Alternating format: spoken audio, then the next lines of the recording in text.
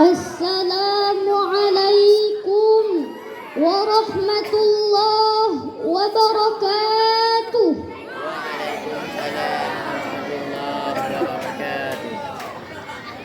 Alhamdulillahi wa kafa, wassalatu wassalamu ala sayyidina wa maulana Muhammadinil Mustafa wa ala alihi wa sahbihi zawi sidqi wal wafa, amma ba'd. Subhanaka la ilma lana illa ma 'allamtana innaka antal alimul hakim. La haula wa la quwwata illa billahil aliyyil azim. Wa qala an-nabiy sallallahu alaihi wasallam, ala wa inna fil jasadil mudghatan idza salaha salahal jasadu kullu wa idza fasadat fasadal jasadu kullu ala wahyal qalbu. Wa qala sayyidu qutbin, al hayatu fi dhilalil Qur'an la ya'rifuha illa man dhaqaha. Sadaqallahul azim wa sadaqa rasuluhun nabiyul karim wa sadaqa sayyidu qutbin wa nahnu ala dhalika minasy syahidin wasyakirin walhamdulillahi rabbil alamin. Segenap puji hanyalah milik Allah, sang pembolak balik setiap hati insan untuk menuju ketaatan dan kebaikan.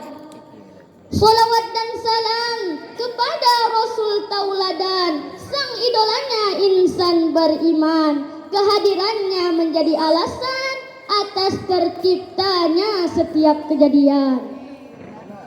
Begitu pula rahmat dan sejahtera kepada al dan sahabat beliau yang telah meneruskan tongkat estafet daripada perjalanan Rasulullah sallallahu alaihi wasallam.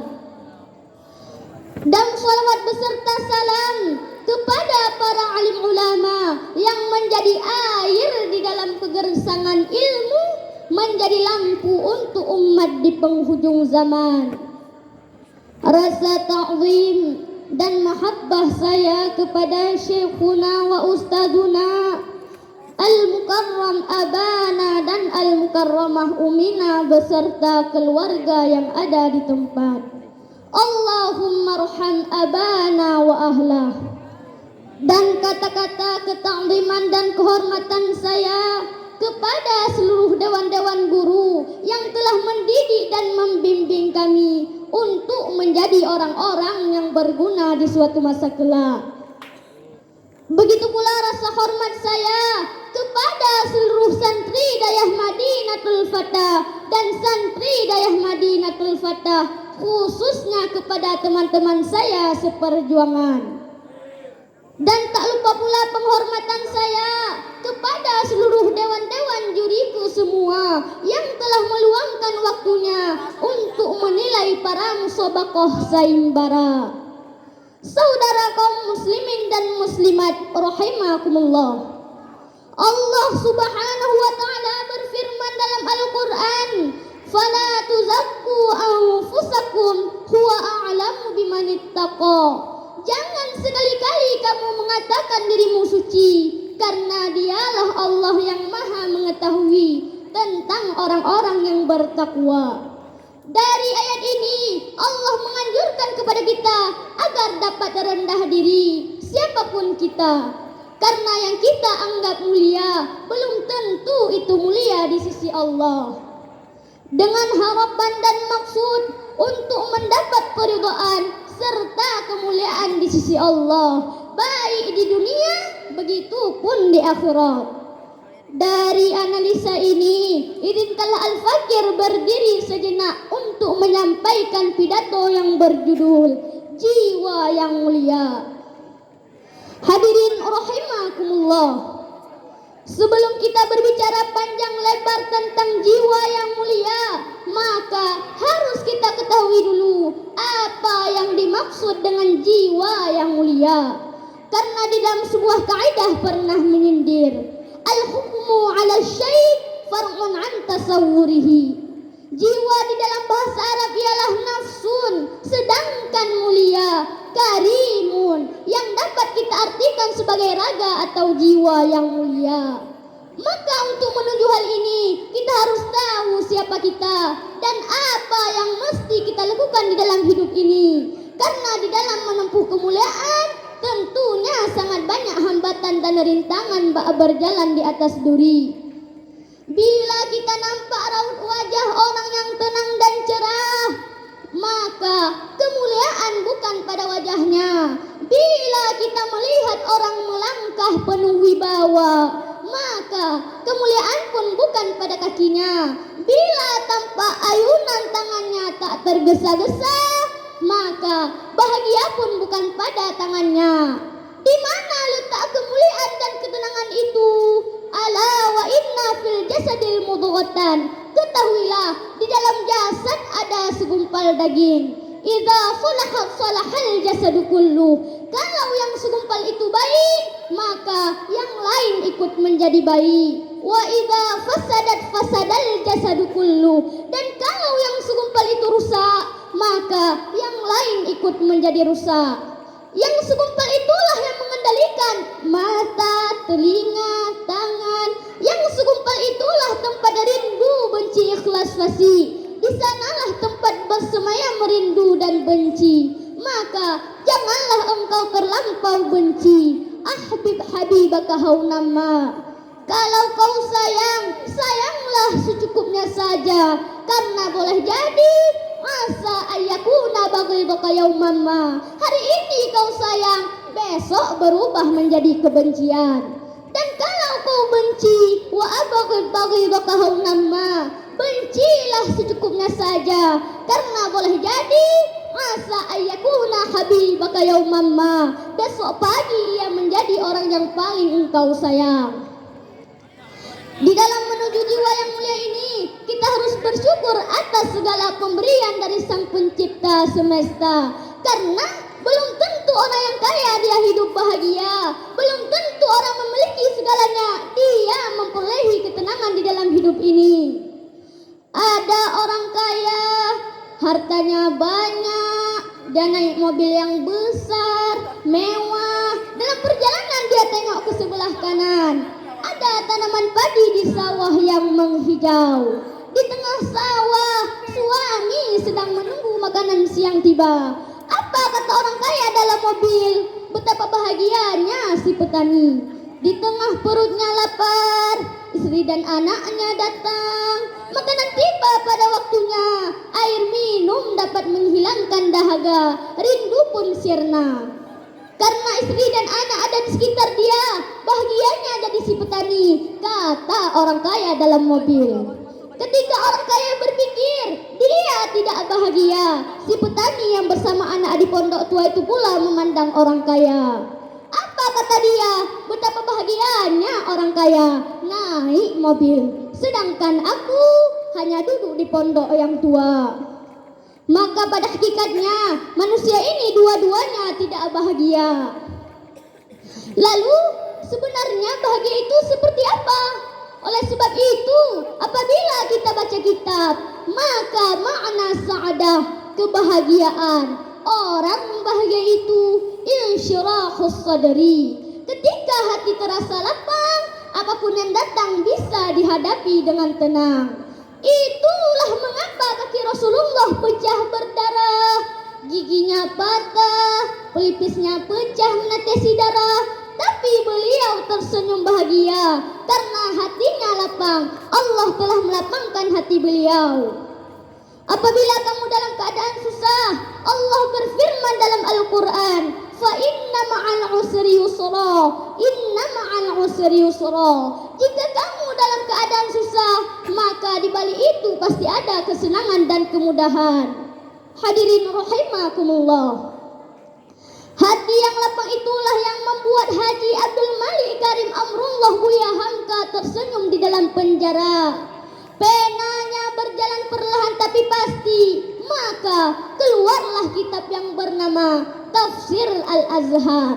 Hati yang lempeng itu juga membuat saya Kutub tersenyum menghadapi tiang gantungan, walaupun dipenjara oleh Gamal Abdul Nasir. Tapi sebelum kematiannya sempat pula mengarang tafsir Fi Dilalil Quran, di bawah naungan bayang-bayang Al-Quran. Apa kata Syekh Kutub dalam mukaddimahnya? Al-hayatu fi dilalil Quran. Nikmat hidup itu di bawah naungan bayang-bayang Al-Quran. La ya'rifuha illa man zaqaha. Tidak akan pernah mengetahuinya kecuali orang yang pernah merasakannya. Saudara kaum muslimin dan muslimat rahimakumullah, Allah Subhanahu wa taala berfirman dalam Al-Qur'an, "Walillahil 'izzati wa lirasulihi wa lil mu'minin." Dalam ayat ini Allah menjelaskan bahwa bagi Allah memiliki sifat kemuliaan dan juga bagi Rasulnya Allah. Begitu pula bagi segala orang yang mukmin, yang mana dalam konteksnya setiap orang mukmin mungkin memiliki sifat kemuliaan. Hanya saja cara mempelajari sifat kemuliaan itu secara benar dan bersumber dari Al-Quran dan hadis serta perkataan ulama. Sehingga seorang Syekh yakni Syekh Hafidh Hasan Al-Mas'ud dalam karyanya menguraikan apa yang dimaksud dengan jiwa yang mulia dan apa saja sebabnya. Jiwa mulia adalah sifatun biha yaj'alul insan nafsahu fi manazilir rif'ati wal ihtiram. Dialah sifat yang dapat menjadikan setiap manusia pada kedudukan yang tinggi dan terhormat. Pilar utama dalam sifat ini ma'rifatul insan qadra nafsihi. Manusia dapat mengenal kadar dirinya, dia mulia, tapi tidak menganggap bahwa dirinya mulia. Hebat tapi tidak merasa hebat. Terhormat tapi tidak merasa dihormati. Inilah yang mesti dimiliki oleh setiap manusia. Sama seperti orang yang mengaku alim tapi pada kenyataannya jahil. Karena yang diperlukan di dalam hal ini ialah diakui, bukan mengaku. Kalau cuma mengaku mah iblis pun lebih pintar, mengaku bahwa dirinya lebih mulia daripada Nabi Adam alaihi salam. Maka efek yang akan ditimbulkan dari sifat ini, Allah akan selalu memberinya kebaikan daripada tempat yang tak disangka-sangka. Allah memberikan kepada kita sesuatu bukan apa yang kita pinta, tapi apa yang layak untuk kita. Sehingga secara bahiriah terkadang setiap doa yang kita pinta tidak diterima di sisi Allah, karena Allah memberikan kepada kita bukan apa yang kita pinta, tapi apa yang layak untuk kita.